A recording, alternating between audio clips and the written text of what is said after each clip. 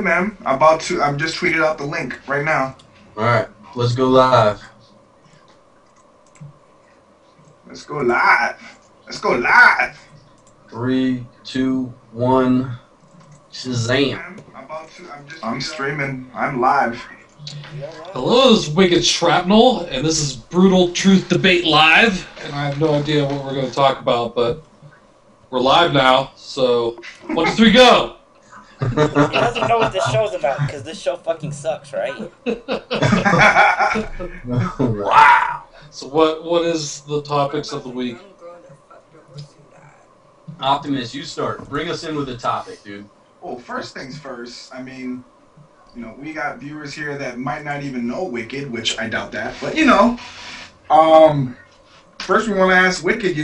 How did he get started and what he does? First of all, what you do for a living and how'd you get started on YouTube? What do I do for a living outside of YouTube? Outside of YouTube, yeah. You want to know the man behind the mic?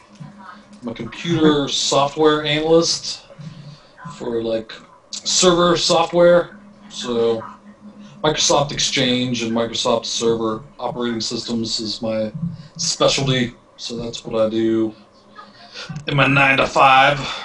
So are you like a consultant or do you work for a company? I work for a company in the enterprise support division. Okay. So we support enterprise customers. I got you. I was just wondering because I know a few people that have consultant firms that basically work on their own and make a shit ton of money doing that kind of stuff. Yeah, but it's kind of like your own business when you're doing that, so it could be feast or famine. I kind of like having a regular paycheck, yeah. Not having all the stress associated with trying to stay afloat on your own. Right. Nice. But he does have a job. That is a good thing to point out. He does have to work still. Yeah, he's not just a keyboard warrior on YouTube. Yeah, exactly. Yeah, YouTube is just a hobby, and I don't think that I would ever be able to willingly make it a full-time thing. Like, if something happened and I got fired or something, it's cool to have something to fall back on, and maybe I could get involved in it more, but I don't think that I would voluntarily make YouTube a full-time thing, because it's such the mercy of your audience to like what you're doing. You know what I mean? Yeah. Yeah, it really is sink or swim just on the whim of your audience. Right. And so it would kind of be hard to have your house payment depend on whether someone or a lot of people watched your videos. Right. Yeah. It's too stressful for me. I'd rather just do what I want for fun. And I don't like having to make videos that, I try not to make videos that I'm going to make this video because I'm going to get a lot of views to make this video. Right. I like to make videos that I just want to make, and if they like it, that's sweet. If they don't, get the fuck out. Hell yeah. So why'd you decide to start doing some YouTube videos, or how'd you get started?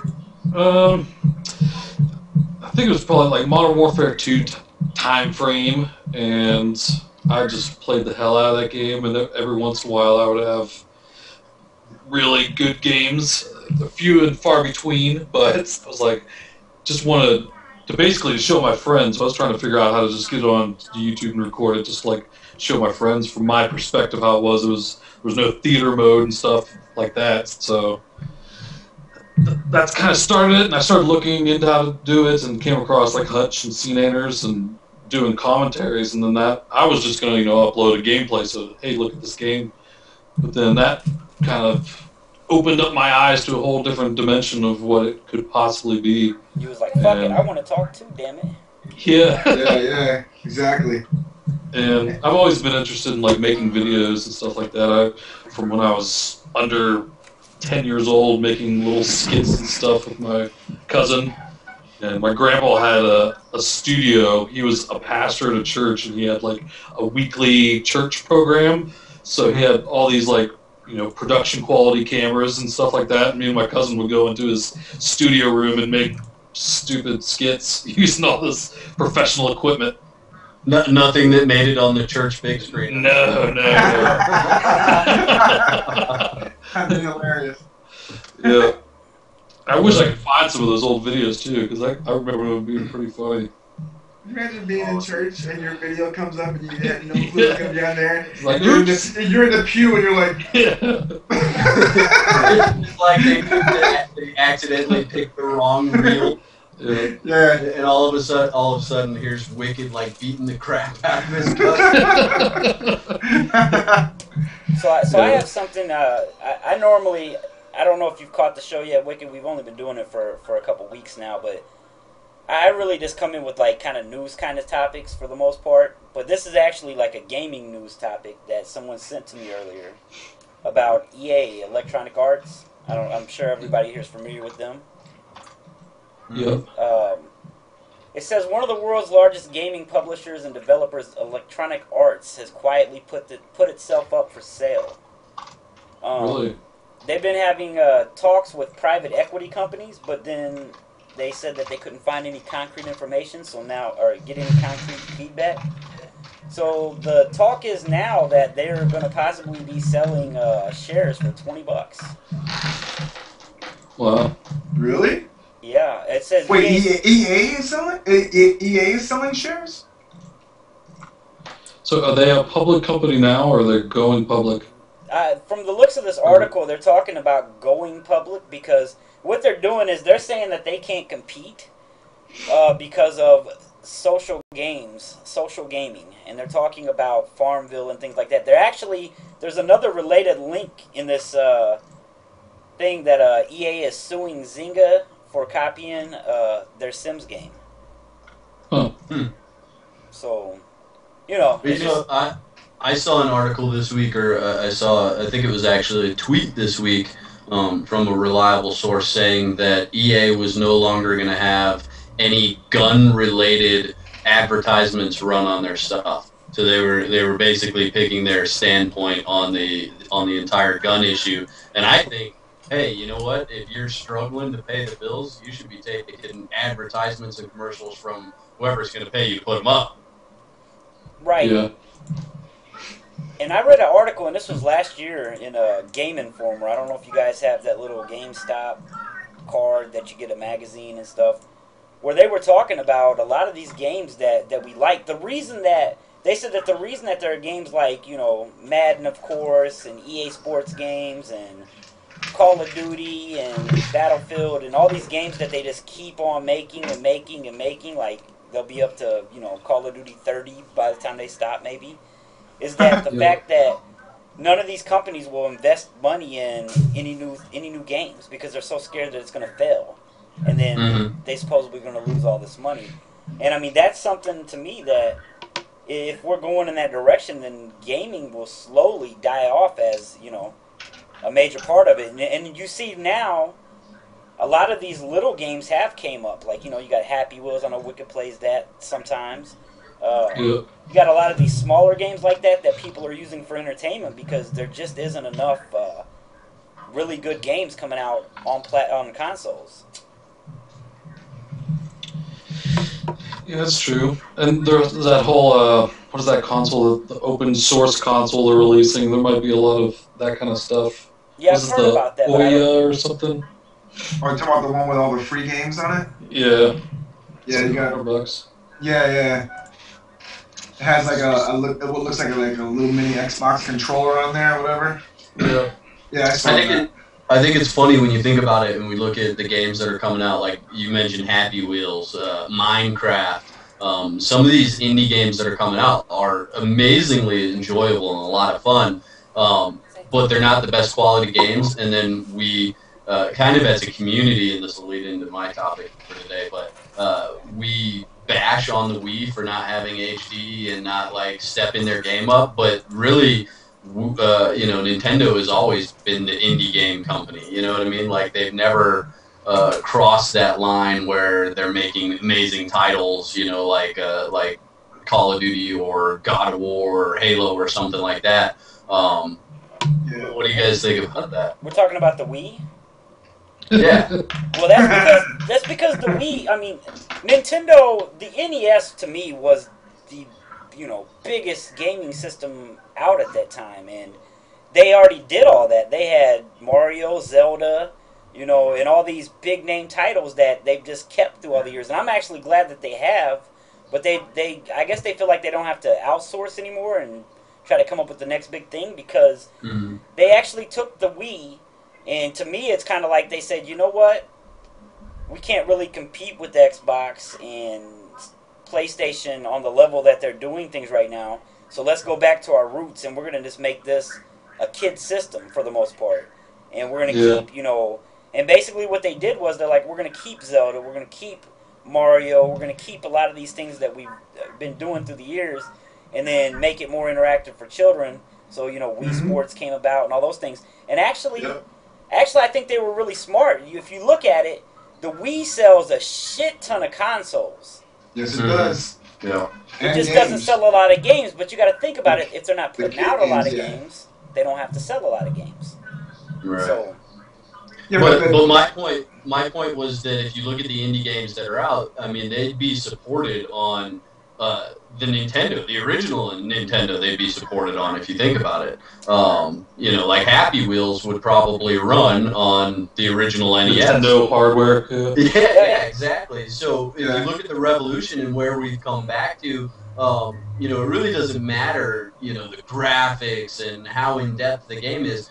The fact of the matter is that we want fun games, you know, and I think we lose sight of that when we talk about like the Wii and the Wii U, and then the console that none of us can remember the name of that's coming out. But you know, if it's a fun game, we're gonna play it, right? I mean, well, that's what I was just talking about this with somebody the other day. We were talking about how games used to be, like when we were kids growing up, because obviously a lot of us here are, I mean, pretty much all of us here are either close to 30 or over 30. But the point is, I've been playing games for a long time, and games back then, I mean, we had fun playing games. There wasn't this online multiplayer. There wasn't all this stuff. It was socialist, like by yourself or in the house with your friends or family. Yeah, you invite friends over to play. Exactly. You either play against each other in the house or you just had fun. You know, everything was fun. And I feel like they've gone away from that kind of, and on top of that, people are releasing games now that just aren't completed. Like they're just like they need patches or they need something done, or they're just like rushed out. They're rushed out. They're just put out there.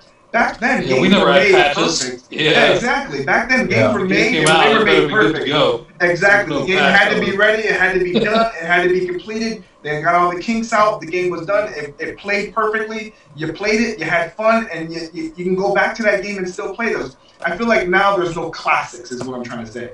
Right. You can't find that classic game. And me and my friend were talking about that the other day, and it's true, man. You just can't find that one game that's just a classic to you. Like, you can always pick it up, put it in, it's going to run perfect, play it the way you like it to play. So. Well, I still play my Nintendo, actually. Yeah, Ouya. What's the name of that one? Go ahead, Wicked. I was just saying that console's Ouya, O-U-Y-A. That's right. Yeah, okay.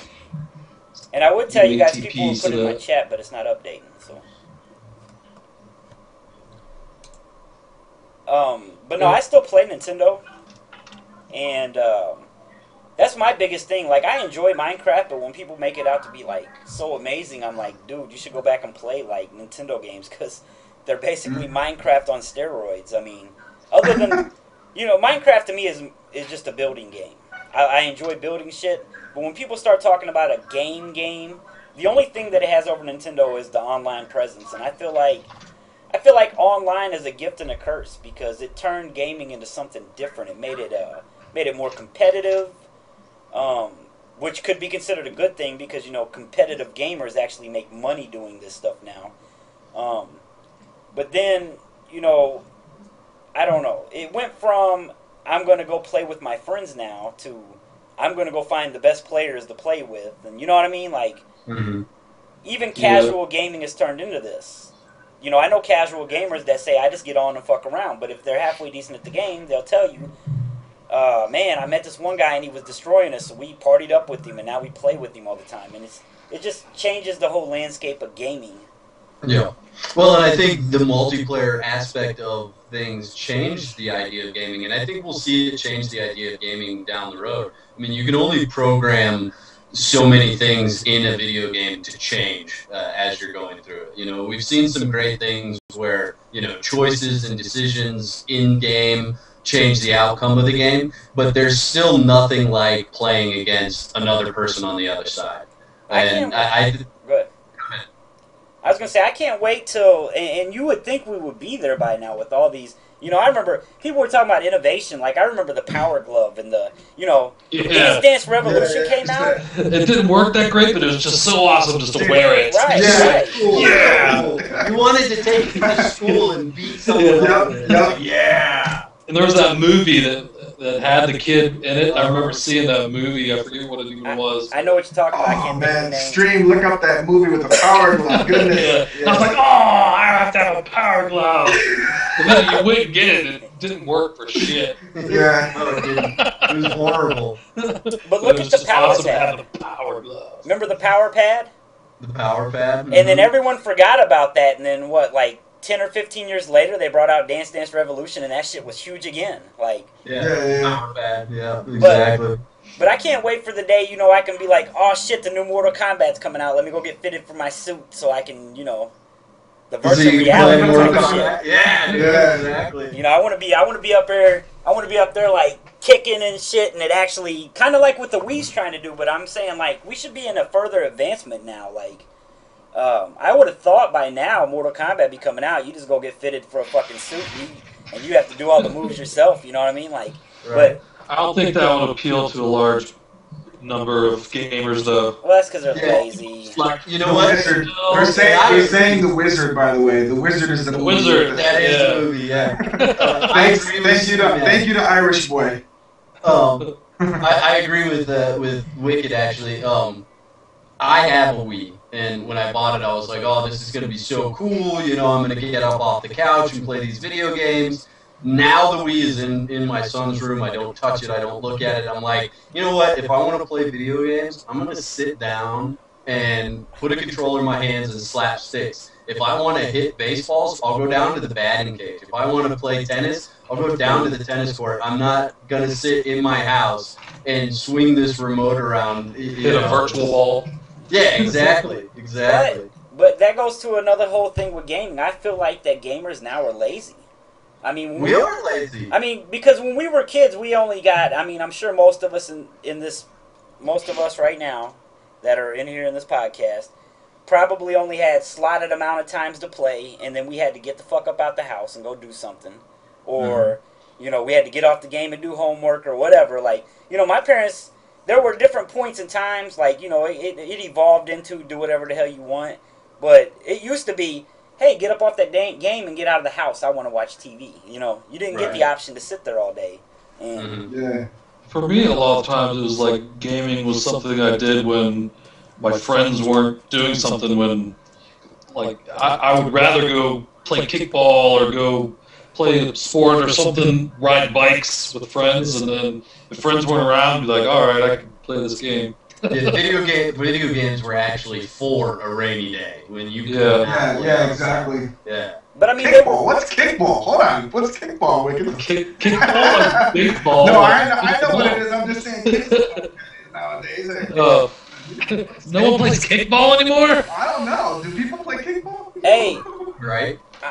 I mean, and I'm sure this has nothing to do with gaming, but my old lady, her niece and nephew both play soccer, and it's funny because the school they go to, we just went to their game today, the girls' game. They had 4 people on the bench. The rest of the people were playing. But the other team, on the other hand, they had a full team and like 20 people on their bench, and I was like, what are you gonna do if 4 people get hurt? You're fucked. Like, I mean, they said no one tries out for it. I mean, I know soccer, a lot of people don't like soccer, but I heard that, you know, in a lot of the sports things at schools, they can't barely get a full team together. Fill a team, basketball or anything. But if they had a Call of Duty tournament, man, kids would be lining up around the locker. Yeah, they'd be around the corner. Yeah, exactly. And there'd be people posing as high schoolers. I go pose as a high schooler. Why not, man? I don't baggy know. pants and a backpack. I don't know if you guys would agree with this, but because I suck at video games, so I'm just gonna go ahead and put that out there. But Video games now, it seems like they're not as fun, but at the same time, they're 10 times more addicting. And I feel like a lot of people get on video games because they can get good at them very easily, and they don't want to go put that effort into well, I don't want to be third string on the football team and work my way up. So if I'm going to be third string on the football team, I'm just not going to play football because I'm number one at game battles. You know what I mean? Like, I think that's another reason why video games have taken over, because you got to think about it. As kids, what did we do? We went and did shit we liked, but we always strived to be good at them. And there's just a reality, like, you know, if you like baseball, doesn't mean you can play it. If you like football, doesn't mean you're going to be good at it. And overall, if you like video games, and, you know, I'm old now, so I have terrible hand-eye coordination, all that kind of stuff. But if you're in that phase, you know, if you're younger and you have good hand-eye coordination and you can think good, you can be pretty good at video games.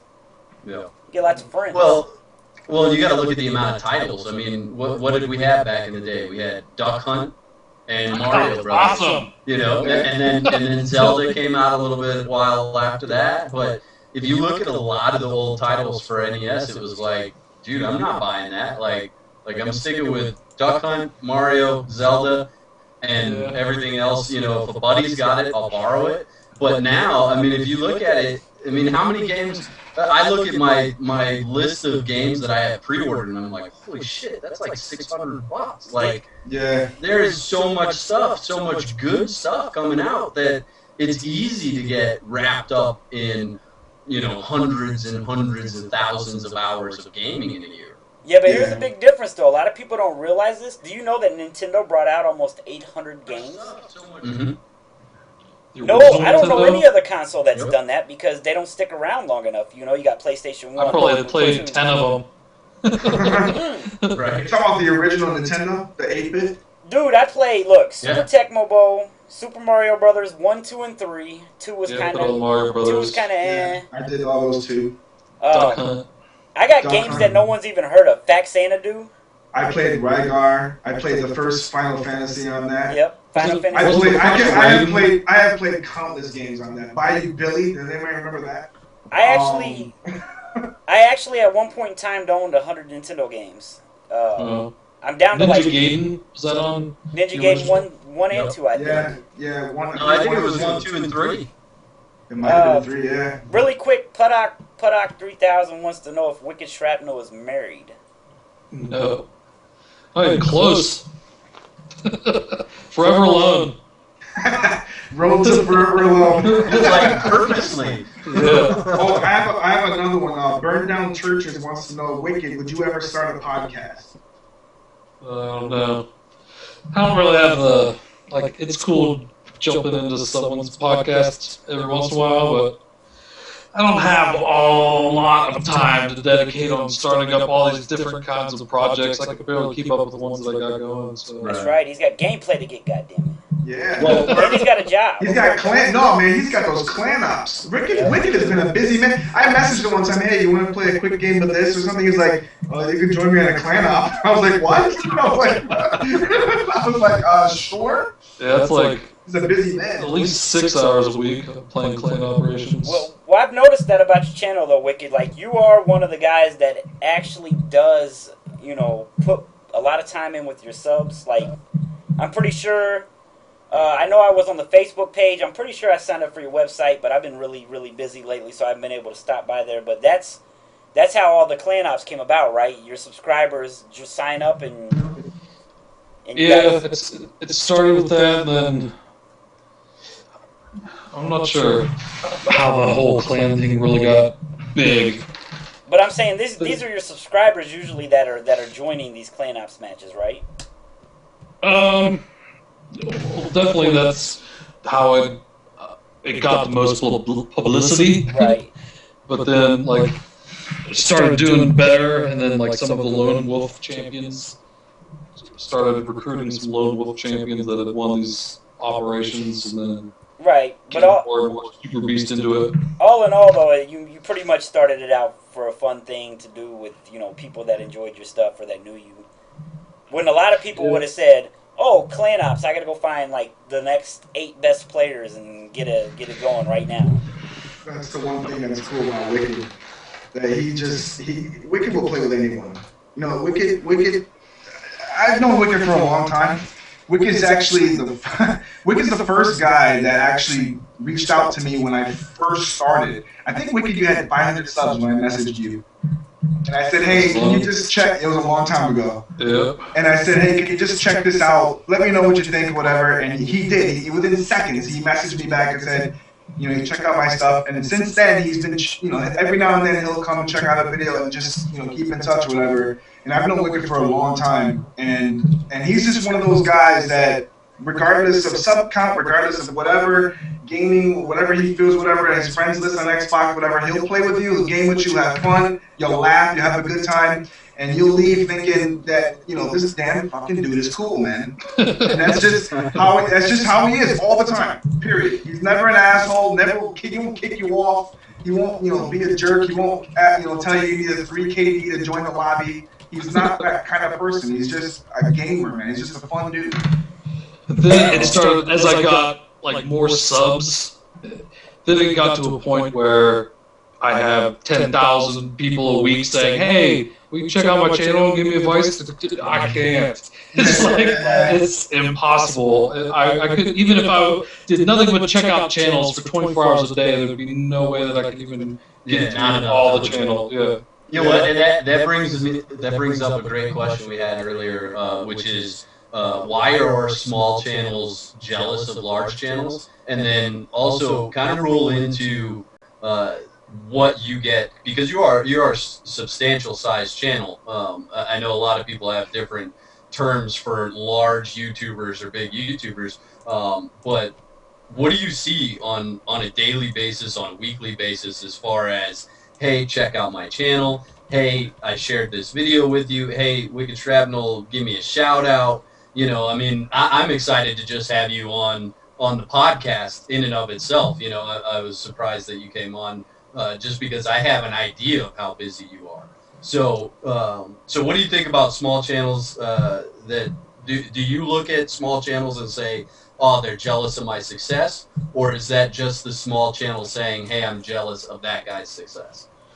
Oh, it's I don't know, different people react to it in different ways. Like when they see someone that has success, like everyone gets like an envious type feeling if they look at someone like, I don't know, some guy makes some invention of, I don't know, some sort of hat or something, and makes $1 million off it, and someone might look at that and you envy it because it's like, man, or some simple idea where someone gets success off of it and they're like, well, you know, why didn't I think of that type of reaction where, you know, like that could have been me? And some people will react to it and be like, you know, good job, man. Like, I'm happy that for your success. And other people are like, you know, you fucking suck.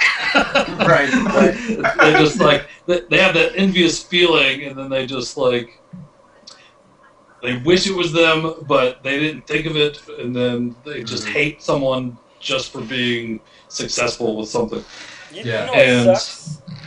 You know what sucks about the gaming aspect of this, though, the YouTube aspect? Like, when you just brought up, like, a hat, like, yeah, of course, I'm sure we're all a little bit green with envy of, like, you know, some of these guys who create computers and, you know, make a new fucking, the 150-inch LCD TV, the first one ever made. But when it comes down to the end of the day, those types of things, we can be envious and jealous or whatever, but we can't say, you know what, fuck that, I make a better TV than that. Because we don't make TVs. We don't know how to do none of that shit. Right. And when it comes down to gaming, a lot of people think, I see it everywhere, because I suck at games. And, you know, I've even gotten comments for, how do you have so many subs? You're terrible at this game. Well, I don't consider doing YouTube as just gaming. I think that it takes a lot of different things. Like, I know for a fact that Wicked is entertaining behind the microphone. And that's the thing. What we do on YouTube, especially if you're a gamer, you are basically like a radio talk show host.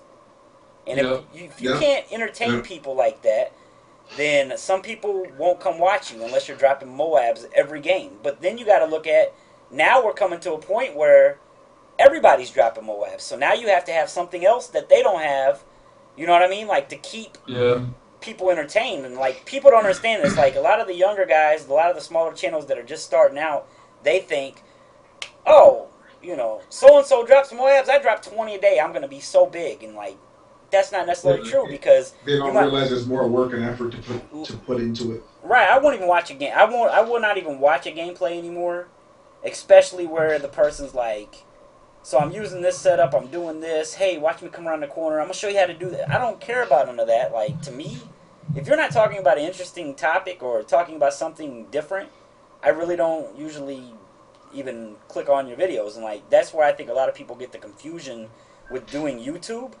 They think if I'm good at the game and I come out and talk about the game, people are going to tune in. And there are people that will do that, but, how many? Because you got to look at it like everybody, always looks at White Boy. White Boy does not always just talk about the game. He tries to throw little goofy stuff or whatever, entertainment stuff in there that make people come back and watch him. He's not selling a... basically what I'm getting to is like, look at White Boy. White Boy is not selling... Well, he is telling people he's the greatest of all time and stuff, but really what he's selling is a persona, an image, or whatever you want to call it. He's an entertainer. He's fun. Yeah, he's fun for kids, especially. Kids love that guy, man. Mm-hmm. He caters right to them. Dude, the guy is he's a genius, man. He's a genius for what he does. Like this, he entertains kids. And Sin and I have talked about this a couple of times before, but like if I'm checking out a video, the first thing I do is just listen. Like I don't watch the video, because if you can be entertaining with just me listening to you, that's what really matters. That's what really counts at the end of the day, because it is commentaries, and I think we lose sight of that and say, the gameplay's got to be great for this video to be successful. But no, it's really your commentary's got to be great, and your gameplay accents your commentary. Yeah, it's just a backdrop. Exactly. Whatever you talk about, usually that's... I mean, unless you're going out in the backyard with the camera and you're gonna, film yourself, blowing your cousin away with a fake shotgun and put, visual effects in and do really cool stuff, then it's the commentary. You know what I mean? And I think a lot of these little guys lose sight of that. And they think that, hey, this is a Moab gameplay. I'm going to blow up. It doesn't matter what I talk about, so I'm going to talk about the fact that I only have 100 subs and, I'm not getting the views that I want. But I've got all these Moab gameplays, so make sure to come back and watch. And it's like, no, you need to have a topic. You need to have something that your subscribers can relate to, something that they're going to enjoy, and then, you know what, if it's a Moab gameplay or whatever gameplay is there, they'll enjoy having that in addition to. Yeah, and I have this series, Sub Sunday, where I post a subs gameplay or commentary really on my channel, and so many people will be like, oh, I got this blah blah blah 5 million Moab gameplay. Like, is that good enough for Sub Sunday? Like, that is the least important thing that I look for in videos that I want to put on my channel. Mm-hmm. I want, almost everyone, like the majority of YouTubers at some point that are doing Call of Duty full time and are good players, they have Moabs all over the place. And I'm not even the best Call of Duty player, and I got one. So right. So it's really not the gameplay that should be the focus of it. It's the production value of your videos and what you have to say, how you present yourself in the video, but that isn't even the only thing either. It's being original, straight up Knives barely ever talks in any of his videos, but he's still funny with the stuff that he does in his videos, and it was original and well put together. So right. Yeah. Let's roll into this. What one thing? Let's say Sinumatic. He's what are you at? Almost 15,000 subs, right? I'll never get there, but yeah, close. Okay. Optimus, you're at 7, right? A little over 6. A little over 6. Okay, and then I'm at 8. So we're kind of that tweener channel. I guess you could call us a tweener channel. But what advice, what one thing, just one thing would you say, do this, don't do this? What one piece of advice would you have for people in our size channels? I would say find series, like successful series. You could pilot different series and whatever works, whatever you get a good response from, just keep doing those series. It's better. Like, I'm not even the best at doing this. Like, the only series that I'll do, like, this gun fucking sucks, this gun fucking rocks, Machinima, and I was doing like everybody loves. PTFO. Genius. Yeah, but those are amazing videos. I just gotta throw that in. Hilarious. Fucking hilarious. If I would just stick to doing those kind of videos, I could have a much bigger channel. If I just had regular content, like, Wednesday is this gun fucking sucks, and on Thursday I have some other series. And if just having a series like that someone knows what they're going to expect, and it's well received, I think is better to grow your channel, like, to get a bigger audience, because people know what they're going to be getting. Right. Whereas I kind of just throw all kinds of random shit up on my channel, and some people don't like some shit, and that's why I think I'll never grow. I can't do it, because I've told people before, like, to me that is the key to success. I mean, and I'm sure you didn't sit around all day and go, I gotta come up with this series, and you play in a game and this gun fucking sucks, I gotta make a video about this. But I'm sure that you kind of stumbled upon that series somehow or another. Yeah, it was like, if you watch the first episode that's on my channel, I was just playing Black Ops and in a lobby where the players weren't the best, and instead of using the best guns to just destroy them and they would have all just left, I was trying to set up the worst possible shit I could and then still try to beat them. And I was, like, this kid's voice at the end of, like, the first video is like, oh my god, he's using all these crappy guns and still beating us. But how do you feel about, like, this is my reasoning behind it, Wicked, like, I feel like my channel is a variety channel, and that's how I want it to be, because I want it to represent me as an actual person, not as a character or anything like that. So I feel like my channel's not ever going to grow like it should grow or like it could grow because of that. But how do you feel now that you got into, like, this gun fucking sucks, and it's been going on and on and on about having to put out the same type of video? I'm sure it gets tiring sometimes even having to do another one of those. Yeah, it's... there'll be days, like, I haven't even made the one for this weekend. This is my last day off, so I'm going to have to kind of, try to get one out maybe tonight. It'd be a lot more relaxing if I could just make a video whenever I wanted to, but when you create series and schedules like that, you have deadlines to meet, and you have to make a video even though you might not feel like making a video right now, so it puts you in a different frame of mind where it's almost like it's business oriented, where it's time to make the donuts, you have to do it rather than just being, I feel like making a video today. And see, I can't get into that, because, like, my thing is, like, people that do watch my channel know that I might upload a video a day, I might upload a video every other day, I might upload 4 videos in a day. It really just depends on what I'm doing. I don't like to hold content. I've never been able to do it. It's kind of like, to me, making a video is kind of like, I make the video and then I feel bad if I'm like, hold that one until Friday, or even though really I do the same thing, where I, like this one last night, the one I just posted on my channel was like, get stuck, you fuck. Or like, Tim texted this dude, like, stuck him right on the head. As soon as that happened, I'm like, oh, I gotta make a video, and I made it, and within a half hour of me sticking the Simtex on his head, the video was live on my channel. Right.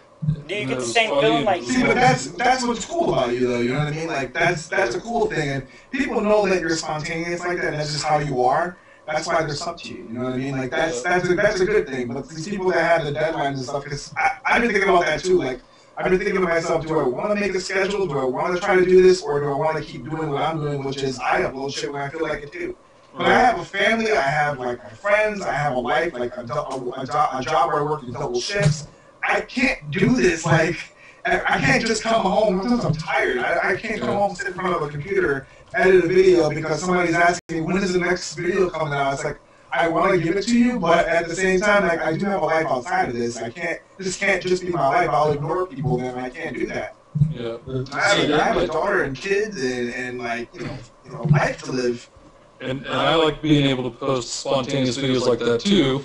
But I'm just saying, if YouTube was my job, if it was a business, what I would do to get bigger would be to have a certain set of series of 2 or 3, 4 series that come out on a certain day at a certain time. People know to come to your channel at that time to watch whichever video it is, and you could maybe throw 1 or 2 random things in there. You basically need your own network. You Yeah. basically need your own television network. They Right. know that every day they can come to see a certain video at a certain time or day, and they'll know that video is going to be on that day. So basically, you're like, you're like a DVR channel. You know what I mean? Like you're pretty cool. It's the same thing with networks. Like if they just posted Dexter at some random time during the week, a lot less people would watch Dexter because they don't even know when it's on. Very true. YouTube actually is going in that direction too. A lot of people still don't know this, that YouTube is focusing on right now starting like their own TV shit. Like they're giving out loans to people that want to start like TV series on YouTube specifically. I think artists are getting channels too. Like Snoop just started his own hip hop news channel where he just comes in and it's kind of like set up like a little like a newsroom, and he brings in guests and they talk about random bullshit, and then that's the show. Every day it airs the same time, I think, and that's one thing that I don't think that I could ever physically do unless I did not have to work and I had all these ideals and I had everything prepared. Because, basically when it comes to those things, the series like that, you either have to be on the ball and be ahead of time, or you have to have everything scheduled out or something to keep that kind of schedule out. Yeah, so I'm kind of a mix of that. Like, I have a schedule. So Monday is my God of War 3 Let's Play that goes live that day. Tuesday I have Teach Me Tuesdays, which is a subscriber upload. Wednesday is a free day, so I could randomly upload a video that day or not. Thursday I do the Brutal Truth series, and then Saturdays I do the BTD Live, which we're doing now, and then Sundays I have my weekly wrap-up. And then, like any free day I could possibly upload. Like last week I uploaded 2 how to stream videos, one with how to stream from the Elgato, the other one with how to stream from XSplit to YouTube. But I can't not have a schedule. Like if I didn't have a schedule, I probably wouldn't be able to produce content, I don't think. Like it would just totally screw me. And that's just because my work schedule, my family schedule, everything like that, I've got to know, hey, I've got a timeline, I've got a deadline to get this done, and I've got to have it done by here so that I can upload it and have it scheduled for here. And that's the way that I've pretty much always run my channel. Yeah, and I'd say that that's the best method, because then your viewers know what to expect. Yeah. It can be bothersome. I mean, some days I'm like, man, it's Wednesday, I'm supposed to have a Brutal Truth for tomorrow, and I really don't want to do it, and it'll be 11 p.m. or 11 a.m. in the morning of. Holy shit. My chair just fucking the shit out of me, yo. I thought you sneezed, bro. All I have to do, my heart is racing, bro. I thought we were going to fall back. I was looking through it on the air. Oh, God. It just snapped, yo. Look, it just snapped. But it does that sometimes, man. That's Optimus's way of telling me to shut the hell up and move on to something else. So this week I did a Brutal Truth about the Call of Duty community or the YouTube community, and in that I equated it to the fact that we're, in real life, we don't like all of our neighbors.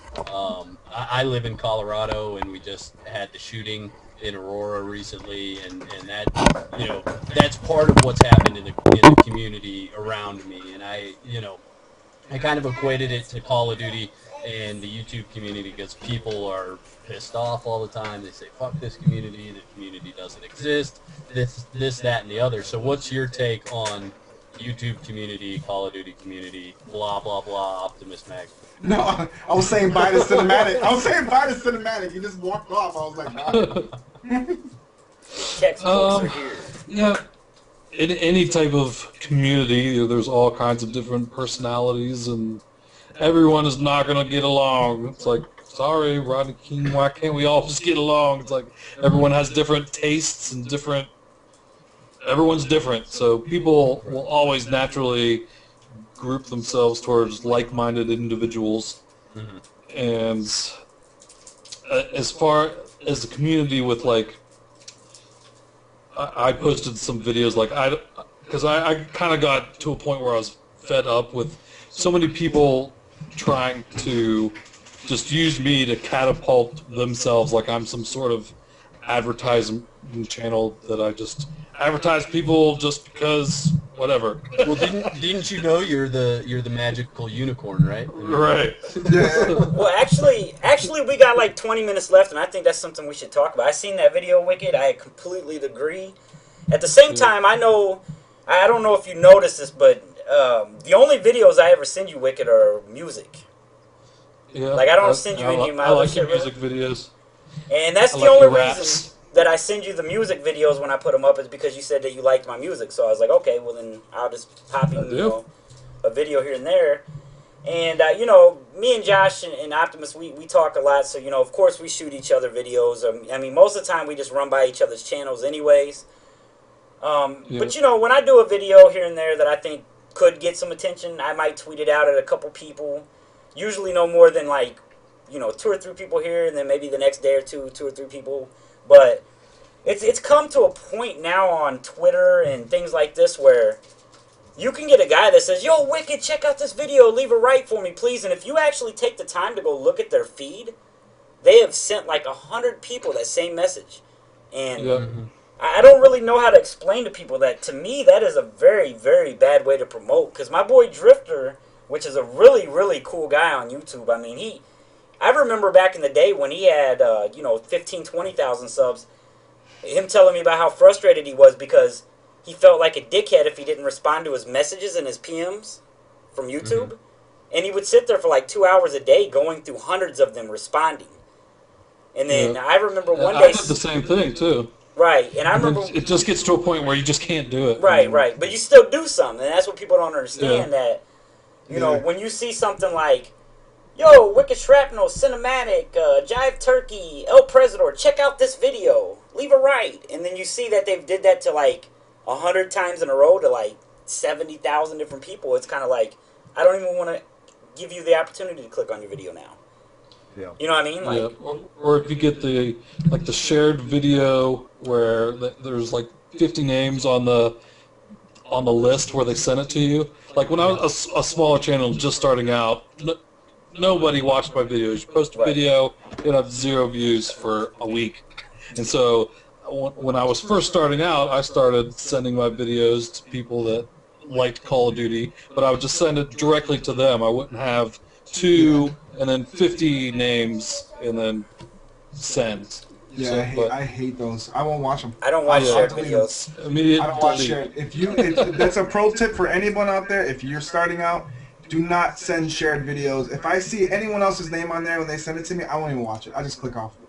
I'm not even a big channel, but I just don't like it. I just don't. For some reason, it rubs me the wrong way. Yeah. What do you guys think about, like, Wicked, especially Wicked, what do you guys think about this? This is something that we've talked about, before, just randomly, but the fact that it seems like now, I mean, I'm trying to blow up on YouTube. I'm sure Wicked, we're not trying to blow up, we're not trying to be super famous, but of course we always want to keep progressing with what we're doing, and, I got lucky because I do music, and I had some... semi-bigger channels at the time, say they like my music or this or that, and that's great, but I feel very lucky for that. It's not like I expected that to happen or anything like that, but I feel like a biggest problem with networking or growing your channel these days is, I've told so many people, how many subs do you have? You got 200 subs? Go find 4 or 5 guys that have 200 to 500 subs that you feel like, make content like yours and start networking with them, and they're like, "Oh, well, then I'm only going to gain like 5 subs off each person." And I'm like, that's how networking is supposed to work. You don't just jump up and say, "I'm going to network, I'm going to go straight to the top." Woody, give me a shout out on your channel.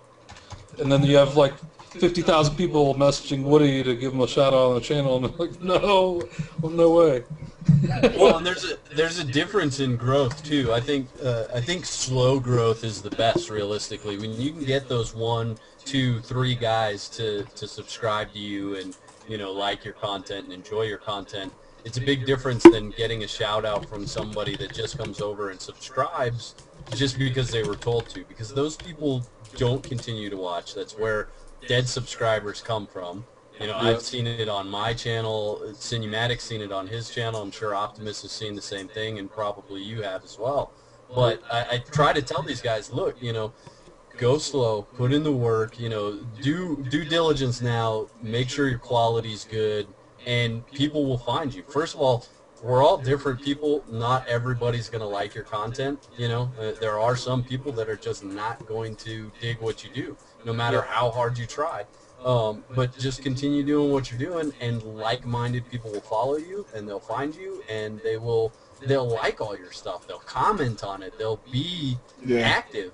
But if you're getting shout-outs, and I've gotten a lot of shout-outs in my time, and look at my channel. I've got a lot of dead subs, It may say I have 8,000. I probably have 1,200 to 2,000 that actually watch my stuff on a regular basis. I've gave you like 100 shout-outs, and you've only gained like 100 subs. I owe my dead subs to Wicked. Motherfucker blew up on fucking Machinima and had me in his sub box. And here I am blowing up and going, what the fuck? Where are these people ain't watching my videos? I was like, please take me out your sub box. I was like, damn it. You know what you're gonna get? When Tapes had me in his sub box for like a month?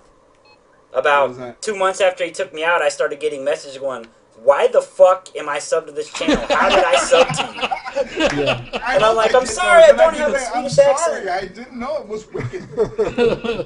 That's funny. But, that's funny. I used to send Wicked videos. I used to send people videos sometimes. Like, I used to do those mass things. And then I said, not the mass messages, I mean like on Twitter, like I tweet a bunch of people. And then I stopped doing that. But the ones I send to Wicked are the ones I feel are good or tits. When I have Girls in Gaming show, I always send them to Wicked because I know Wicked loves tits. Big fan of tits. Tits get the fuck out. I think the only video I've ever shared with Wicked was my brutal truth about the deal, and the only reason I did that was because I mentioned his name in it, and I anytime I mention another commentator's name, I always try to tell him, hey, I said your name in this, you might want to know what I said about you or whatever. But I really did enjoy your breakdown of what had happened and everything like that. I thought you were spot on. Yeah, everyone seems, whenever something like that comes out, it's always like the mob forums on whoever's side of, and I'm not trying to defend anything that like Raw Instinct did, but it's just like a total mob. and it's crazy. So well, and I talked about that in my brutal truth about the community, and it's just like everything is such a tragedy. Like it's blown out of proportion. It's this huge thing that happened, and why can't we just take it? Hey, it happened. Now let's move on. Yeah. And I just don't see it happening. I've got a comment in my my comment section that people want you to bring up the operation. Oh, Operation Jizz. Oh, yeah. So you know what? I watched that video. Just so you know, that was one of the videos I watched. But go ahead and jizz all over the place. So it was basically, I did like a top 5 commentary on Straight Up Knives channel, and like whenever anyone like hates on me, haters in the comments of my videos, I don't even respond. Usually I just block and delete their comment, and they're just gone. I don't give them any attention whatsoever. But especially on like when I started doing Shinra Respawn videos, that's where I started doing like reply to the haters' comments, STFU exclamation point, like to anyone that's like being a trolling unicorn in the comments, and it got rid of the majority of haters on Respawn. When I first started, there's so many haters that people just go to Machinima just to hate. But if they get a mob of people that are replying to them and attacking them for being a hater, then they think twice and they'll just not even try to hate on that video. Right. And so on the Straight Up Knives top 5 throwing knives video, there was someone that was just like, get rid of Wicked, and I replied back like, get rid of, I think it's iPod Touch Hacker. And I just replied to him, and he just kept replying. There was a link of all the stuff that he said, but he basically just kept hating on me. Like, and then someone else would mention something, and he would reply back to me, making sure that I saw their comments. See, I'm not the only person that thinks you suck, you know. And I can't do anything like on his channel as far as like blocking him or doing anything on it. Oh, and he's mentioned, because I had said like jizz like 2 or 3 times in that video, and it was like so unprofessional. All you do is say jizz or something like that. So I'm like, so he kept hating on me. I'm like, I'm going to jizz all over your channel. So I posted like on Twitter and Facebook, and even posted up a video just for like 10 minutes. Like I posted this video just to tell people to just go write jizz on the comments page or in the comments of his videos. Right. And I told people not to dislike his videos. You know, don't be hating on him. Just write jizz. I just wanted people to write jizz all over everything. That is awesome. And there was like thousands and thousands of comments.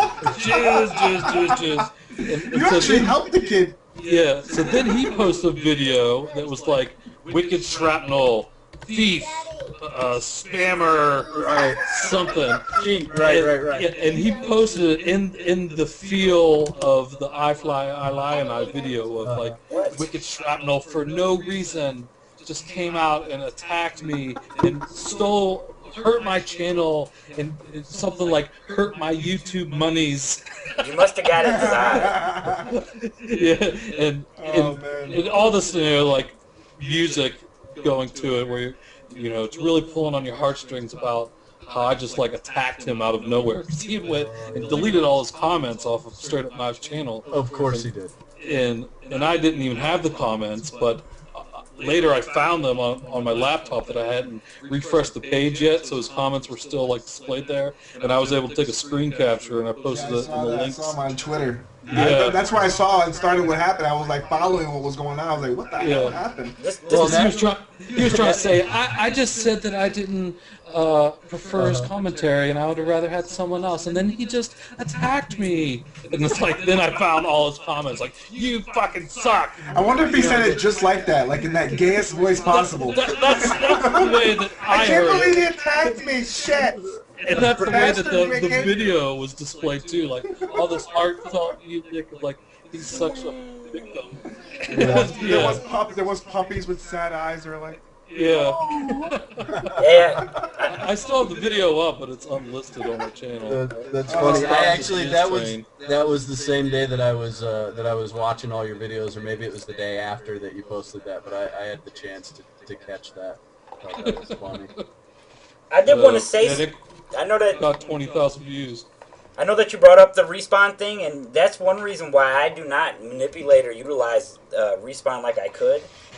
Because I actually do read all the comments, and I don't know, I get really irritated and pissed off when I get those, why is this guy on respawn? My content's much better. And then I go to their channel, and I find out they have like 5 videos up, and they're, you know, the whole spiel, I'm using the scar on this map, doing this, and blah, blah, blah, and I'm like... I get that every time I put a respawn video up. But then everybody's better than you. So do I. Every time I put a respawn video up, they're like, dude, who is this fucking crackhead on helium? So Whack, you want to respawn? Search helium on respawn.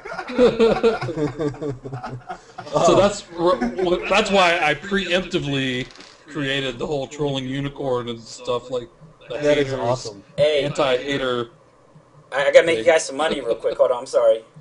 So one of my guys just said, do any of us sell t-shirts? I do not at this time. My t-shirt you could not wear to school. The only t-shirt I made was called Call of Duty Booty, and it has a girl's ass cheeks on the front. Nobody bought it. They said that their parents wouldn't let them, but I know that Josh does have a t-shirt. I'm pretty sure Wicknell's got... Yeah. I just fucked his name up. Wicked Shrapnel. Google it. Just Google Wicked Shrapnel t-shirts. I got like the Stop Trolling for Unicorn t-shirt and Spawn Camping Cunt Monkey. I actually almost bought that shirt the other day. I was going through your shirts, and I still may buy that shirt. I love that. You should have had like a hairy bush on the front. I would definitely buy that. Dirty, dirty dick in the dirt. Yeah. I forget what the other ones are.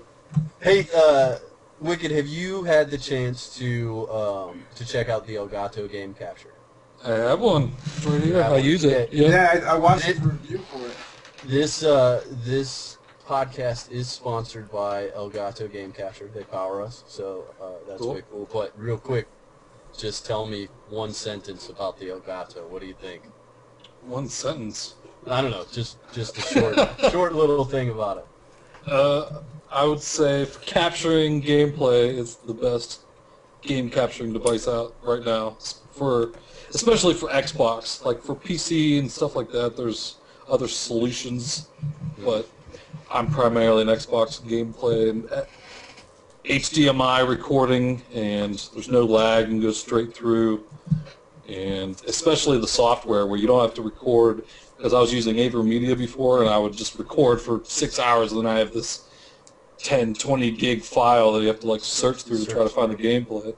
And with this, it's like buffering the whole time, and if a good game comes up, you just drag this little arrow back and to the beginning of the game, click the button twice, and you have just that game. So that's one of the greatest things about it.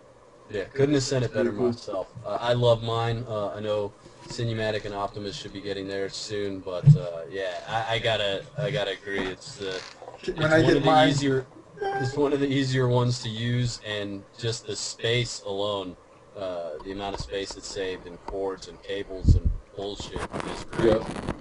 And I use it in addition to an AverMedia Broadcaster HD, so that I can live stream and have that one to record a gameplay that I'm live streaming and just have the game if I want to make a video about it later. Nice. Cool. So yeah, we're pretty much wrapped up. It's 5 right now, guys. Like, Yeah, it's 7 on the It's nose. 6, goddammit. We're on my time. It's 6 o'clock. Oh, shout out. My time. Oh yeah. All right. Who's gonna start shout outs? Cinematic, you want to start today? No, because I don't know who to shout out right off the top of my head. Let me look through my We'll give Twitter. a shout out to Wak and Optimus and Sinumatic. I'll take a shout out any day. Right? Especially when it's on my own channel. Yeah. Now we don't have to shout out. We don't necessarily have to shout out smaller channels, right? Or do we? Or what do we do with that? Shout out whoever you want, man. Like, It's all about shouting out whoever you want, man. It's our show. I'm looking for somebody, but It kind of be pointless for me to shout out a bigger channel because. Wait, Wicked, were you really shouting us out, or were that you shout out? I'll give a shout out to Tit everywhere. Just go find some tits, stick your face in them, and go. All right, I'm gonna start it out. Everybody's looking. My shout out this week goes to QP7225. That's my fellow DayZ player and my fellow live streamer. I'm always on his live streams. He's always giving me props and everything. He's a good dude. Live streams every time he games. He's live streaming. So go check out his channel QP7225, and Wicked Trapnel knows him too. That's how I got introduced to him. QP7225. I know him Shout also. out to me. I know him also. good stuff. All right. My shout out is the Shooter 187, and the reason why I'm shouting him out is he actually helped me with my stream quality a lot. He's always up to help test different things with me and different ideas. He also feeds me information on God of War Ascension all the time. So, like, if I'm at work and can't look something up, he'll DM me a link on Twitter so I can look at it on my phone and stuff. So I'm going to shout him out. His YouTube is the with a 3 Shooter 187, and I'll put it in the links. It'll be in the links to all the videos afterwards. But real cool dude. Check him out. Sub him up if you like his content. All right, now Yeah, go ahead. there's a lot of people I'd like to shout out, but if I give a shout out to you, I give a shout out to everybody else. Yeah. So I don't know. I just try to refrain from ever doing shout outs just for that reason. It's Well, all no good. one's leaving gonna people out. find you on these videos anyway. Our comments are all gonna be Wicked Shrapnel shredded up that guy. I'm 10 times better than him. Yeah. I'll give a shout out to him. Cinematic, who's yours? I'm gonna go ahead just to show people that I don't ever forget about people. Like, I try to remember everybody, and I haven't talked to this person in probably a few months now. But Mr. Nappy Boy 92, I know he just came back and started making videos again. He had gotten, I guess, frustrated with YouTube or too busy in real life, and I think I just seen yesterday he posted up like 2 videos this week. And yeah, Nappy's a good dude. Talking about starting his channel back, but it's Mr. Nappy Boy 92. Most of you guys, he was in my stream earlier. Actually, he came in and said what up, and I think he took off. But yeah, we'll put all the links on all 3 channels, so make sure to check them out. Yeah, so real quick too, make sure you guys check out PTFO on Tuesdays, and also check out, of course, PK. Everybody knows that, on Thursdays, and of course we're always on Saturdays at 6 p.m. Eastern Standard Time, 5 p.m. Central, 3 p.m. Pacific, and 4 p.m. on Josh's weird ass time zone. I don't even tell people what it is on my time zone. I just tell them Central Time now, because everybody's like, Mountain Time? What the hell is that? That exists? Josh lives on a mountain. There's a whole different time zone for mountains? So you guys want me to close it out, or no. Closing it out. We still have one more thing for Wicked here. Okay. We need to know what he thinks of our podcast. Oh yeah, have everyone vote in the comments whether they thought the podcast fucking rocked or the podcast fucking sucked. I want to see it in the comments. Everyone vote in the comments. That's awesome. We get the final results. We rock, by the way. Take a look at the stats on this piece of shit. Right? Right? Oh man, that's awesome. We got 2 votes for rocks here on Optimus stream. Yeah, we like rocks. I've only got like 12 people in my stream, so... Tell me if my bobblehead rocks or fucking sucks, too. That thing fucking rocks. I'm just going to go ahead and blame... I'm going to go ahead and blame only having 12 people watching right now to sub boxes, and what else can I blame it on? Damn. Whatever I can blame it on, damn it. Yeah, it started out pretty strong, but I'm down to about 11 right now, so... Well, I started off with 5 and only got to 12. I don't know what's going on with that. For one, I didn't promote it. Like, I didn't put a video up before like we was doing like a half an hour before. But anyways, I was going to say, to close out the show, I very highly doubt it. And people will be watching the video when it uploads live on YouTube later, so it'll get some views later. If you do not know who Wicked Shrapnel is, make sure you go check him out. He's funny. He gets drunk sometimes, I know, and gets a little irate. So if you're into that kind of comedy... plays Happy Wheels, Call of Duty. What else you playing right now? Dude, his Happy Wheel videos are hilarious, dude. Those are the drunk ones. I think he realizes he can't shoot anybody when he's drunk playing Call of Duty, so he goes and drives around and kills himself. I still play drunk sometimes and do stupid shit. But I don't know. But yeah, that's pretty much all I'm posting at the moment. Okay. I was gonna say also, anybody who catches these videos on Optimus's channel, Wax channel, or my channel. Links will be in the description. Go check them all out. Every Saturday, 5 p.m. Central and 7 p.m. Eastern, right? Or no, 6 p.m. Eastern. Yep. And if you're on the West Coast, 6 p.m. Eastern. No, I'm sorry. If you're on the West Coast, 3 p.m. And we're Thanks for having on, guys. In my stream, I got two comments saying that one of them says this podcast fucking rocks. And the other one says everything with Wicked rocks. So I guess since we have you on, Wicked! When you had your cat behind you, I had a lot of people saying, "Tell Wicked to look out behind them. There's pussy." Pussy on it. Where'd that pussy go? Oh man! Awesome. All right, Optimus, go ahead and take us out, man. All right, stream. Let me do it with my bobblehead. Thanks for coming out. Thanks for joining us on the stream. Can you hear the bobblehead? Yeah. I won't shake him anymore. Thanks for coming out. Thanks for joining us. Thank you, Wicked Shrapnel. I'm looking at Sinumatic. Thank you, Wicked Shrapnel, for being the guest. And let's end this. Peace out. Hey. All right. Peace. Go ahead. This is a Stop Shaking Baby Syndrome commercial. This podcast fucking rocks. And I'm out. Yeah.